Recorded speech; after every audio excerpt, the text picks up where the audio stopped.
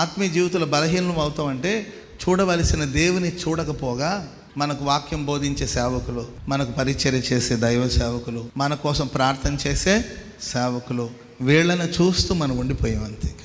Abraham pastor గారు లేరా? లేరు. ఆ అన్న లేరా? ఆ అన్న లేకపోతే బాగలేదు. అంటే మన ఫోకస్ ఎవరి మీదకి వెళుతుంది? మనుషుల మీదకి వెళ్ళిపోతుంది. అంటే వీళ్ళు ఏమనుకుంటారు తెలుసు అంటే, దేవుడు మమ్మల్ని విడిపించాడు అనుకోవట్లేదు, మోషే మమ్మల్ని విడిపించాడు అనుకుంటున్నారు. మనుషులు గౌరవించడం తప్పట్లేదు. ఓ ఆత్మీయ తండ్రిగా మీకోసం ప్రార్థన చేయవలసిన బాధ్యత మా మీద ఉంది. మేము ప్రార్థన చేస్తాం, చెప్పవలసిన విషయాలు చెప్తాం, బోధించవలసిన విషయం బోధిస్తాం, తప్ప నేను అన్నట్లు. కానీ దృష్టి విశ్వాసమును కర్తయు దాన్ని కొనసాగించువాడైన యేసు వైపు చూడాలి. చెప్పండి కూడా మొదలు గట్టిగా. గొప్ప సాక్ష్య సమూహము మేఘము వలె మనల్ని ఆవరించి ఉండగా విశ్వాసమును కర్తయు దాన్ని కొనసాగించువాడైన యేసు వైపు చూడాలి.